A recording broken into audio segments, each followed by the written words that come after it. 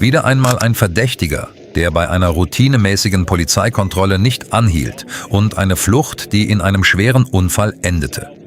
Die Polizei des Bundesstaates Arkansas wollte einen weißen Nissan Titan Pickup anhalten. Der Fahrer entschied sich nicht anzuhalten und beschleunigte auf bis zu 178 Kilometer pro Stunde.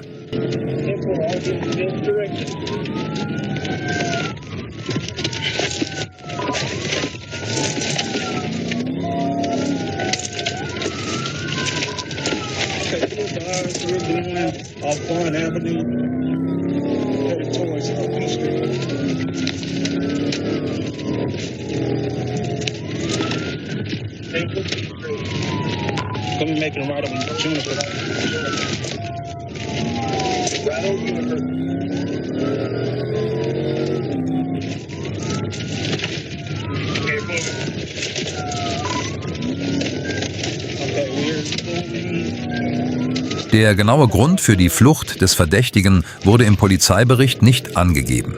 Diese Flucht gilt jedoch als Flucht im Rahmen eines schweren Verbrechens und hat schwerwiegende rechtliche Konsequenzen.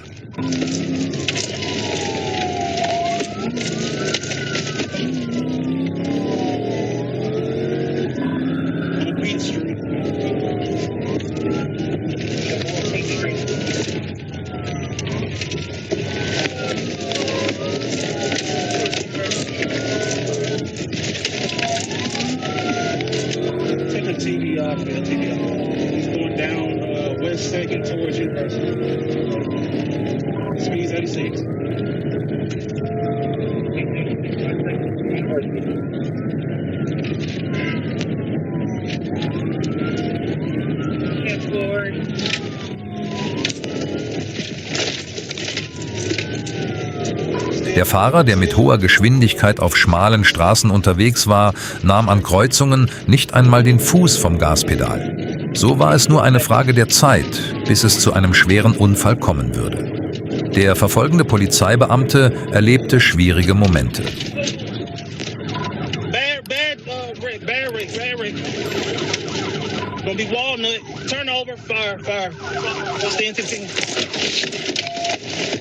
Der Fahrer, der erneut unkontrolliert in eine Kreuzung einfuhr, kollidierte mit einem anderen Fahrzeug. Das Fahrzeug überschlug sich und landete auf dem Dach. Der Verdächtige wurde mit Hilfe der Polizei aus dem rauchenden Fahrzeug befreit und festgenommen. Dem Fahrer droht eine hohe Geldstrafe.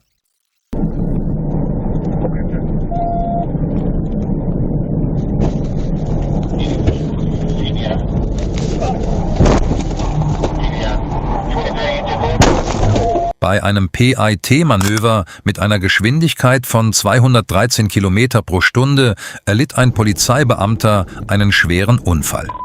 Der Vorfall begann mit dem Versuch, einen schwarzen Genesis-Sedan anzuhalten, der auf der Autobahn I-55 mit überhöhter Geschwindigkeit fuhr. Anstatt abzubremsen, trat der Fahrer das Gaspedal bis zum Anschlag durch und verursachte ein Verkehrschaos. BAB 11T. 927.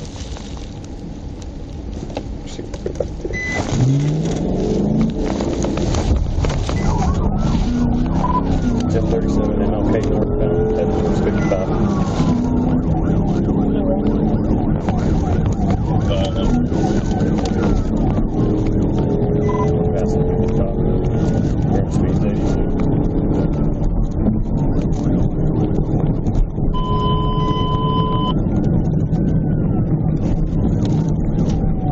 55.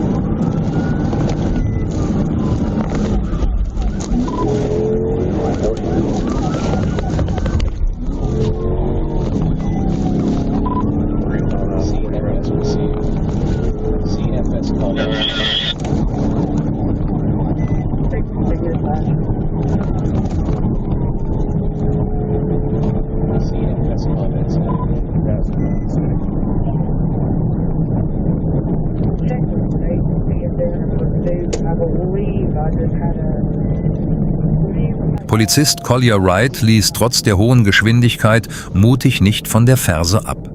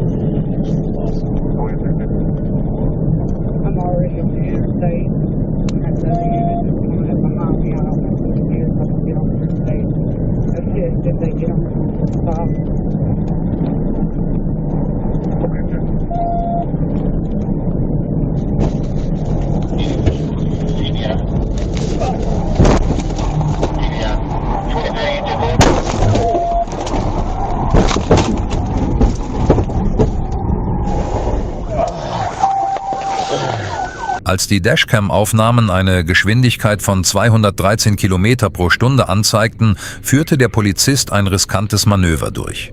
Der Streifenwagen verlor die Kontrolle und begann mitten auf der Autobahn heftig um sich selbst zu drehen. Während sich das Fahrzeug um 180 Grad drehte, sprühten Funken unter dem Fahrzeug hervor und die anderen Fahrer auf der Autobahn entgingen nur knapp einer Katastrophe. Obwohl Officer Wright den Unfall unverletzt überstand, gelang es dem verdächtigen Fahrzeug, sich in der Dunkelheit aus dem Staub zu machen.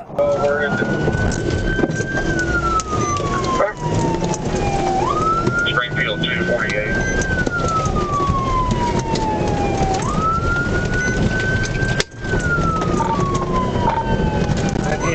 I hit him off the road. We're southbound. Oh, he just struck another car. We're at Wheeler's Livestock. Ein gestohlenes Fahrzeug, eine Waffe an Bord und ein furchtloser Fahrer. Als diese Faktoren zusammenkamen, begann eine Verfolgungsjagd, die einem Film in nichts nachstand. Ein Polizeibeamter wollte während seiner Streife einen weißen GMC Sierra anhalten, der auf einer Straße mit einer Geschwindigkeitsbegrenzung von 105 Kilometer pro Stunde mit 157 Kilometer pro Stunde unterwegs war. Der Verdächtige gab Vollgas und ließ die Polizei hinter sich herfahren.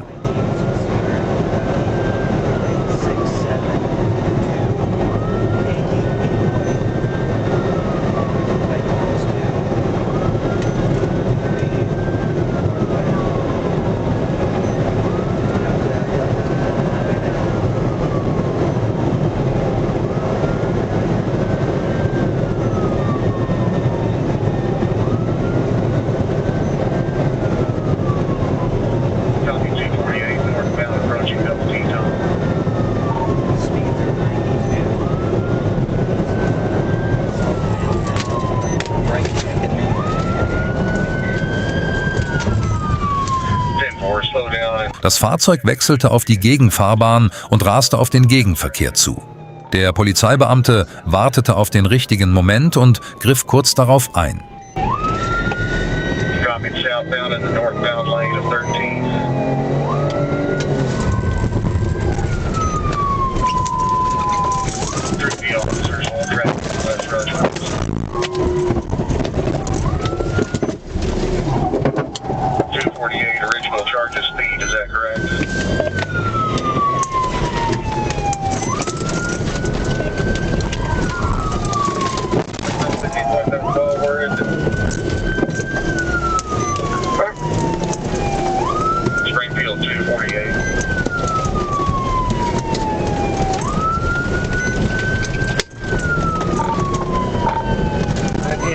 I hit him off the road. We're southbound.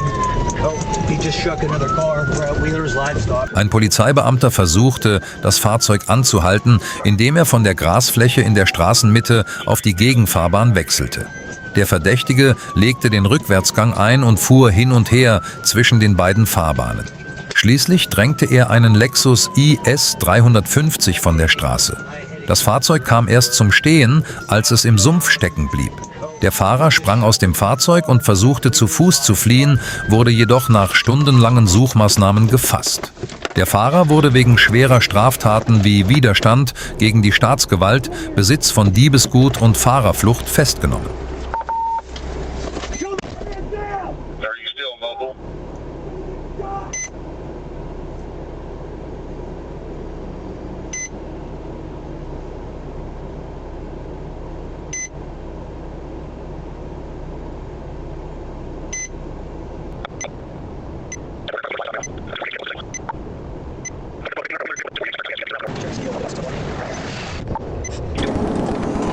Ein weißer Dodge Charger, der bei einer routinemäßigen Polizeikontrolle nicht anhielt, raste mit hoher Geschwindigkeit durch die Wohnsiedlung. Die Tatsache, dass sich zwei kleine Kinder im Fahrzeug befanden, verschärfte die Situation. Charger, Boy Henry Victor 25 Adams, stop. I'm 1037, I'm about to just turn on Peach Street.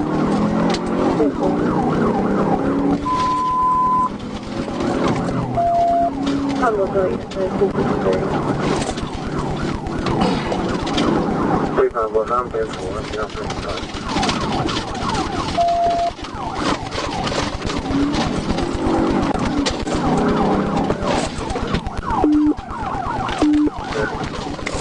Turning on the 8th.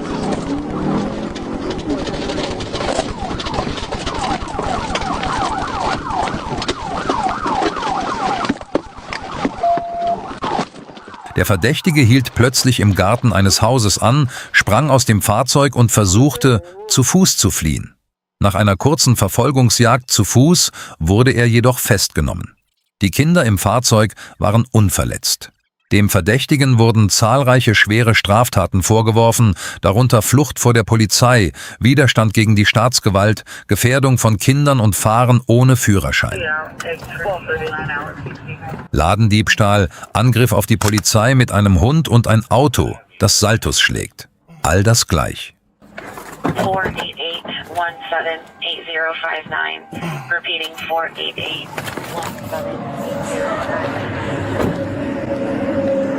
What's going on? Step out for me. Shut it off. Shut it off. I said shut it off. Stop. Shut the car off. 12, just more you. Keep going.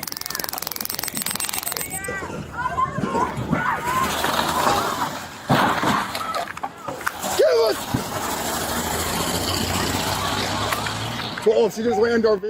Als die Polizei von Sugar Creek nach einer Diebstahlsmeldung aus einem Supermarkt am Tatort eintraf, wollte sie die Frau namens Lauren Ruwart daran hindern, in ihren burgunderroten Ford Freestar einzusteigen.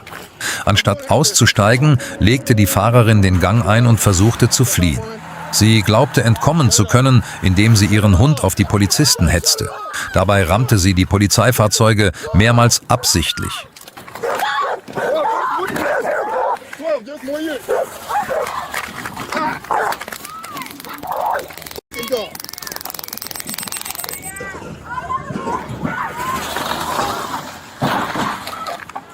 Give us.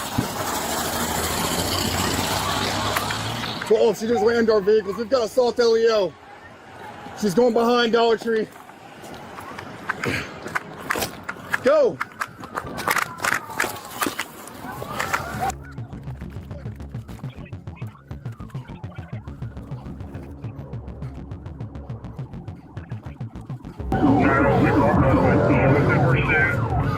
Eastbound 24 through Sterling, approaching Carlisle. Minimal traffic. Vehicles going into oncoming now. Get back to 12 pull down.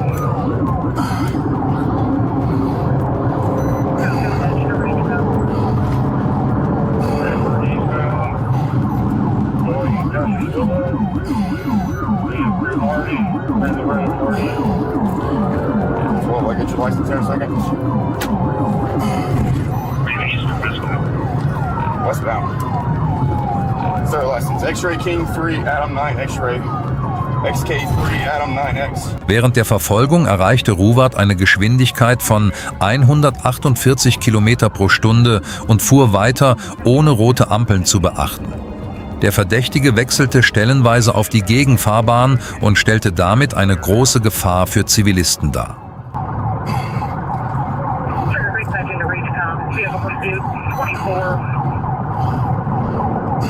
Speeds are going to be about 80, traffic light yielding. Copy, speeds of 80, 724 and 40 westbound. It's going to be a green minivan. Zero license plate for King 3 at Adam 9 X-ray. Felony, Fulton LEO. Okay, we're going to be passing Blue Ridge. Speed still about 80, eastbound on Independence Avenue. We'll take any assistance to stick. That's right, you check with GCPD 697. Alright, it's going into oncoming through Wallace, back in the right lanes, going underneath 435 now, speeds are still about 80, traffic is moderate, yielding.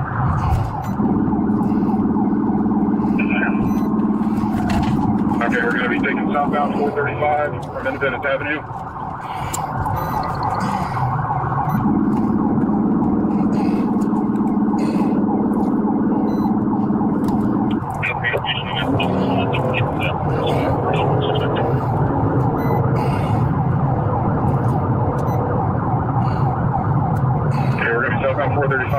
Truman, speed's about 80.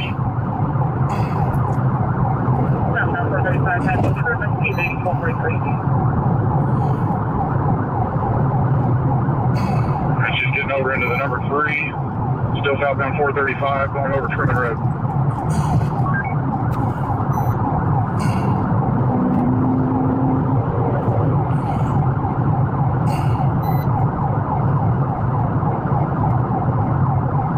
Going between the number 1 and the number 2 lanes. We're southbound 435, coming up to 23rd Street. Der Fahrer, der auf der Autobahn seine Geschwindigkeit deutlich erhöhte, unternahm Manöver, um der Polizei zu entkommen. Es wäre nicht überraschend gewesen, wenn es während dieser stressigen Verfolgungsjagd zu einem Unfall gekommen wäre. Die Geräusche, die der Polizeibeamte während seiner Atempausen von sich gab, zeigten, wie angespannt die Situation war. Disregard the outside of the city there for state. If we've got any agencies monitoring that can assist with sticks, we'll take it.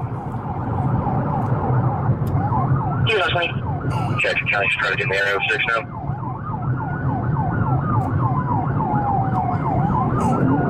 Okay, we're southbound 435, coming up to I-70. Speed's about 80. Traffic is moderate but yielding. Southbound 435, approaching I-70, 1245 hours. Okay, we're going to be taking the exit onto I-70 from 435 south, I'll advise east or west. 70 west. Actually, we're on the 70 westbound. After the suspect description, you ready? Good. White female, black t-shirt, blue jeans, pink tennis shoes. Yes, on your call. City Jack 6 is on reach out. I just wanted to confirm you guys have felony X sold on Bellevue. That's affirmative. We're 70 westbound, approaching Mambrot. Die absichtlichen Zusammenstöße der Fahrerin Ruwart mit dem Polizeifahrzeug und der Einsatz ihres Hundes zu Angriffszwecken können nach US-Recht den Beamten sofort das Recht auf tödliche Gewaltanwendung oder das direkte Beschießen des Fahrzeugs einräumen. Denn nach amerikanischer Rechtslehre gilt ein Fahrzeug als Angriffswaffe. Demgegenüber würde sich die Polizei in Deutschland aufgrund des Grundsatzes der Verhältnismäßigkeit darauf konzentrieren, Manöver zu vermeiden, die das Leben des Verdächtigen gefährden und den Hund nicht mit einer Waffe, sondern mit einem Elektroschocker oder Spezialausrüstung außer Gefecht zu setzen. Kurz gesagt, während in den USA diese Aggressivität sofort durch harte physische Gewalt gestoppt würde, würde die Polizei in Deutschland eher auf taktische Einkreisung und Absperrung setzen. Was denken Sie zu diesem Thema? Welche Methode ist angemessener? 75, monitor traffic.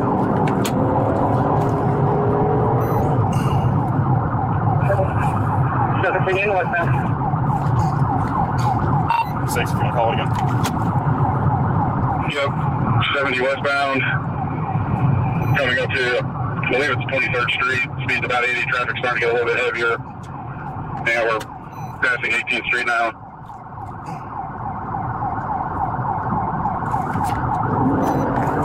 Copy, approaching 23rd.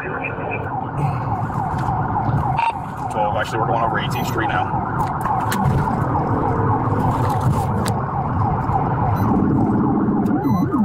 Passing 18th at 1248 hours. 25, you both can disregard. Fire made contact the male in 1019. He's fine, just waiting for a ride. Slow down, 6, I got 6. Die unter der Brücke wartenden Polizeikräfte setzten Reifenzerstörer ein, um die Reifen auf der rechten Seite des Fahrzeugs unbrauchbar zu machen. Dies war ein Manöver, das diese gefährliche Flucht hätte stoppen können. Looks like passenger side's going down. Good, 6 passenger side. And 903 dispatch, I know you're busy, so we contact them down, so we can animal control address, let her go. 12, Kansas City's got lead. Always secondary. 12, go ahead and call it. 12 westbound, 24, approaching the Paseo. Speeds of 60. I got light to moderate traffic. You guys can stop this traffic, we can try to see you out here pretty soon. Copy. 12, we're actually gonna, they're losing it. 1050, Paseo and I-70, roll over. Roll over.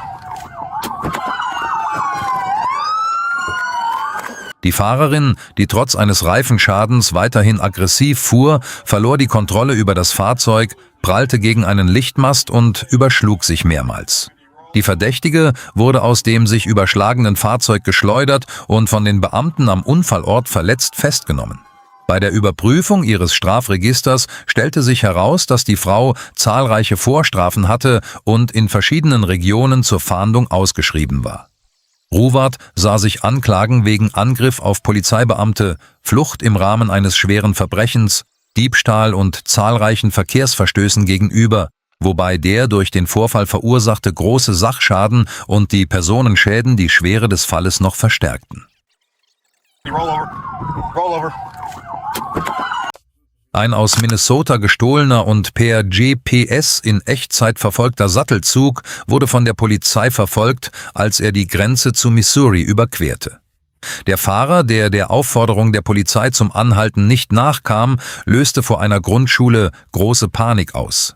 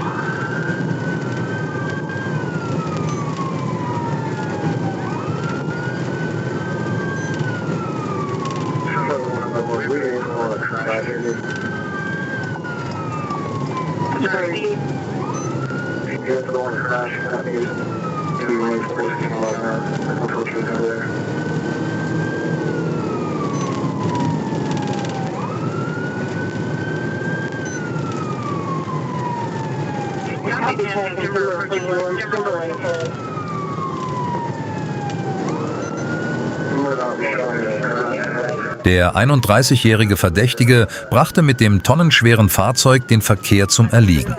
Während der Verfolgungsjagd erreichte der LKW Geschwindigkeiten von bis zu 120 Kilometer pro Stunde.